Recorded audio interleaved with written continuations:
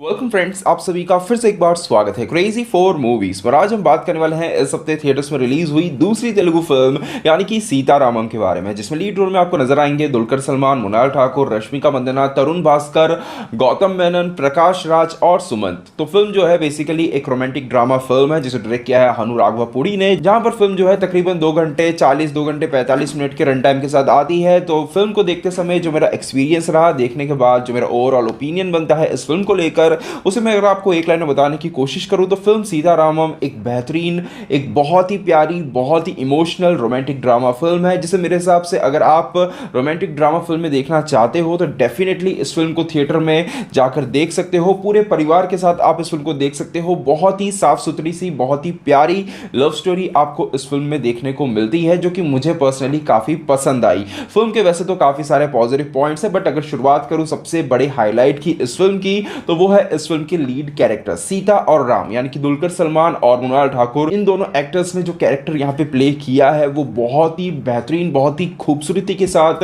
यहाँ पर लिखे गए हैं। आप बहुत ही कम समय के अंदर लेफ्टिनेंट राम के कैरेक्टर के साथ कनेक्ट हो जाते हो। जिस तरीके से जो शुरुआत में जो चीजें देखने को मिलती हैं, आगे जाकर जिस तरीके से पूरा देश उसे अपना बना लेता है, वो सभी चीजें जो है बहुत ही खूबसूरती के साथ उस कैरेक्टर को डेवलप करती है और हमारे साथ कनेक्ट करना स्टार्ट करती है। इवन सीता महालक्ष्मी का कैरेक्टर जो मृणाल ठाकुर प्ले कर रही है, वो कैरेक्टर इंट्रोड्यूस काफी लेट होता है, बट उनके जो लेटर्स आते रहते हैं, जो वॉइस ओवर दिया गया है, उनकी जो आवाज हमें सुनने को मिलती है वो भी इतनी प्यारी है कि कैरेक्टर्स इवन इंट्रोड्यूस होने से पहले ही जो है, हमें नजर आने से पहले ही जो है हमारे साथ कनेक्ट हो जाते हैं। तो बहुत ही प्यारे कैरेक्टर्स लिखे गए हैं, बहुत ही कनेक्टिंग कैरेक्टर्स यहां पर लिखे गए हैं, और साथ ही साथ इनकी जो लव स्टोरी है इसको एक पोएटिक प्रेजेंटेशन दिया गया है। मतलब फिल्म को अगर आप देखोगे तो काफी सारी चीजें आपको एक कविता की तरह नजर आएंगी, जिसमें सबसे बड़ा रोल प्ले करते हैं इसके डायलॉग्स और कुछ जगहों पर विजुअल प्रेजेंटेशन। आप अगर फिल्म को देखोगे तो फिल्म में बीच बीच में एक वर्ड आपको सुनाई देता रहेगा कि क्योंकि वो राम है।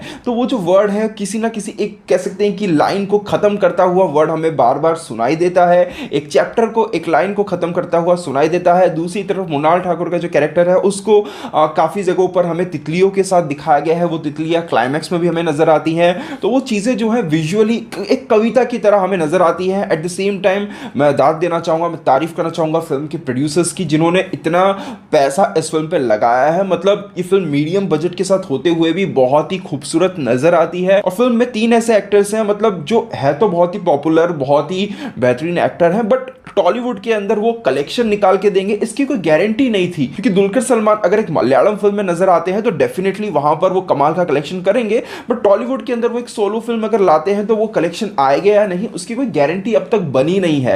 मृणाल ठाकुर का ये डेब्यू है। रश्मिका मंदाना की फैन फॉलोइंग है ठीक ठाक सी, बट उनका फिल्म के अंदर रोल जो है वो काफी कम है। तो इतना कुछ होने के बावजूद भी मेकर्स ने जो इन्वेस्ट किया है, कहीं पर जो उन्होंने कॉम्प्रोमाइज नहीं किया है, जिस तरीके के हर एक सीन को रियल लोकेशन पे उन्होंने शूट किया है, वो इस फिल्म को और खूबसूरत बनाता है। और ऐसा एक अगर भरोसा हनु राघवापुड़ी की पिछली फिल्म के प्रोड्यूसर्स ने, यानी कि पड़ी पड़ी लेचे मनुष्य में दिखाया होता, तो उस फिल्म का भी शायद सेकंड हाफ विजुअली और खूबसूरत हो सकता था। बट जिस तरीके से वहां पे उस फिल्म में नेपाल के कुछ शॉट्स को काफी ज्यादा वीएफएक्स के साथ लिया गया था, वो काफी हद तक सीन को जो है अपने आप थोड़ा सा फेक बना देता है। तो वो चीज जो है आपको सीतारामम फिल्म के अंदर देखने को नहीं मिलती है, जो कि बहुत ही बेहतरीन चीज है। इसके अलावा सिनेमेटोग्राफी बेहतरीन है। इन दोनों कैरेक्टर्स को लेते हुए जो शॉट्स, जो लोकेशंस के साथ हमें देखने को मिलते हैं वो बहुत ही खूबसूरत है। कश्मीर से लेकर हैदराबाद तक के हर एक जगह को, हर एक सीन को, हर एक शॉट को बहुत ही खूबसूरत तरीके से यहां पर लिया गया है। बात करें यहां पे स्टोरी की, तो स्टोरी के बारे में मैं कुछ ज्यादा रिवील नहीं करूंगा, जितना ट्रेलर से देखा है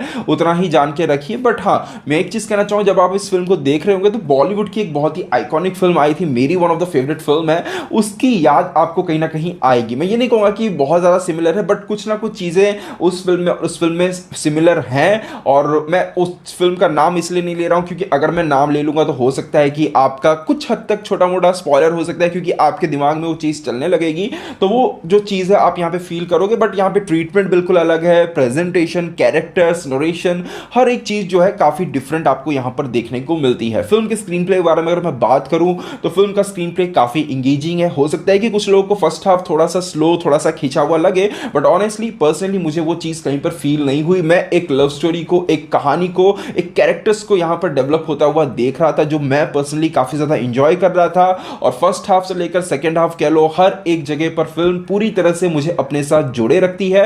एट द सेम टाइम कहानी के अंदर कुछ ट्विस्ट एंड टर्न्स भी है और ऐसा नहीं कहूँगा कि वो ट्विस्ट एंड टर्न्स कुछ बहुत माइंड ब्लोइंग है, कुछ बहुत वाव फैक्टर्स के साथ आते हैं, बट हाँ एक चीज़ है जो मैं कहना चाहूँगा कि वो चीज़ें जो है कहानी के अंदर एक अलग सा इंटरेस्ट क्रिएट करती जाती है बैकग्राउंड के अंदर कि ट्विस्ट आया, अब कहानी में क्या होगा, ये क्यों हो रहा है, वो क्यों हो रहा है। जो ट्रेलर देखकर हम एक मिस्ट्री एक्सपेक्ट कर रहे थे, एक रोमांटिक ड्रामा फिल्म के अंदर एक मिलिट्री बैकड्रॉप के साथ एक जो मिस्ट्री हम एक्सपेक्ट कर रहे थे, वो चीजें जो हैं फिल्म के अंदर भी काफी हद तक हमें देखने को मिलती हैं। इस लव स्टोरी के बैकड्रॉप में हमें एक सोल्जर की कहानी भी देखने को मिलती है, लेफ्टिनेंट राम की कहानी देखने को मिलती है और ऑनेस्टली ये जो मिलिट्री बैकड्रॉप यहाँ पे दिया गया है, सोल्जर का बैकड्रॉप जो दिया गया है, वो फिल्म के लिए बहुत ही कमाल तरीके से काम करता है। वो चीज जो है फिल्म को इमोशनली बहुत ज्यादा सपोर्ट करती है। फिल्म की म्यूजिक की अगर मैं बात करूं तो फिल्म का म्यूजिक डिसेंट है, ऐसा म्यूजिक दिया गया है कि जो फिल्म के नेचर, फिल्म की मूड के साथ सुनने में अच्छा लगता है। बट हाँ कहीं ना कहीं अगर आपने हानू राघवापुड़ी की सारी फिल्में देखी हैं तो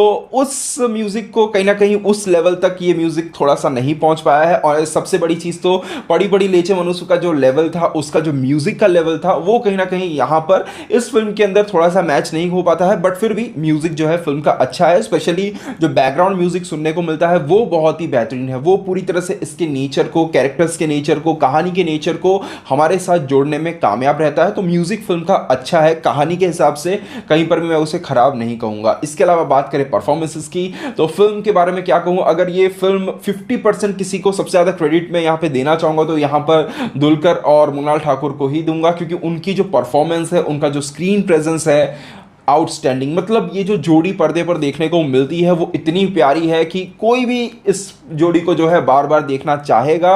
दोनों ने बहुत ही कमाल का काम किया है, स्पेशली सेकंड हाफ के अंदर मृणाल ठाकुर के कैरेक्टर ने इस तरीके से परफॉर्म किया है कि वो सही में आपको एक अलग ही लेवल पर जाकर हिट करता है। दुलकर सलमान तो मैं कहूंगा कि फिल्म की पहले ही सीन से जो है आपको अपने साथ इमोशनली कनेक्ट कर जाते हैं और दोनों की ही मैं परफॉर्मेंस में कहूंगा तो उनके एक्सप्रेशन से लेकर उनकी डायलॉग डिलीवरी तक इतनी बेहतरीन है कि सच बता रहा हूं मजा आ जाता है। और देखने वाली बात यह होगी कि दोनों ही तेलुगु फिल्म इंडस्ट्री से नहीं है। मृणाल ठाकुर यहां पर हिंदी फिल्म इंडस्ट्री को बिलोंग करती है और दुलकर सलमान आप सभी को पता है कि मलयालम फिल्म इंडस्ट्री को बिलोंग करते हैं। तो दुलकर सलमान की जो डायलॉग डिलीवरी है वो तो है ही कमाल की। मृणाल ठाकुर के लिए जो डबिंग हुई है वो मैं कहूंगा बहुत ही अच्छी हुई है, बहुत ही परफेक्ट हुई है, कैरेक्टर को काफी मैच कर रही थी वो डबिंग। इसीलिए यही कारण था कि दोनों की परफॉर्मेंस जो है बहुत ही कमाल की पर्दे पर नजर आती है। रश्मिका मंदाना का काम फिल्म में कम है और उन्होंने अपने काम को ठीक ठाक निभाया है। तरुण भास्कर का भी काम ठीक ठाक है। कहूंगा कि काफी सारे दूसरे एक्टर्स हैं जिन्होंने छोटा बट बहुत ही इंपॉर्टेंट रोल प्ले किया है। चाहे बात करें तरुण भास्कर की, सुमंत का कैरेक्टर काफी इंपॉर्टेंट रोल प्ले करता है,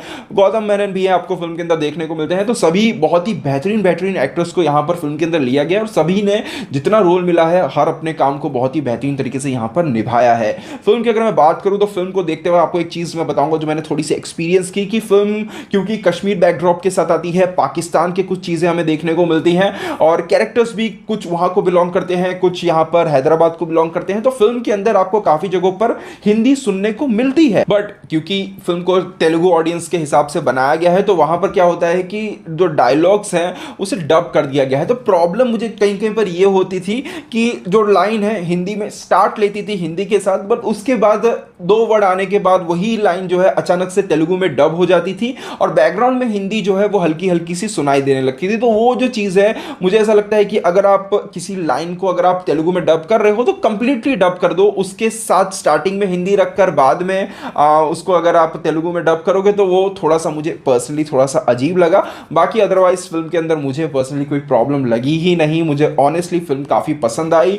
मैं कह सकता हूं कि फिल्म ऐसी थी कि एक पल के लिए भी नजर सामने से हट नहीं रही थी। ऐसा विजुअल प्रेजेंटेशन था कि देखकर दिल खुश हो जाता है। तो ओवरऑल कहा जाए तो फिल्म सीतारामम डेफिनेटली आप एक बार इस फिल्म को देख सकते हो। अगर आपको रोमांटिक ड्रामा फिल्में देखना पसंद है तो बहुत ही प्यारी, बहुत ही इमोशनल स्टोरी है जो आपको जरूर पसंद आएगी। तो दोस्तों ये था मेरा ओवरऑल ओपिनियन इस फिल्म को लेकर। अगर आपने फिल्म देख ली है तो आपको फिल्म कैसी लगी मुझे कमेंट सेक्शन में जरूर बताइएगा। तो दोस्तों मिलते हैं हमारे अगले वीडियो में, तब तक के लिए बाय, टेक केयर।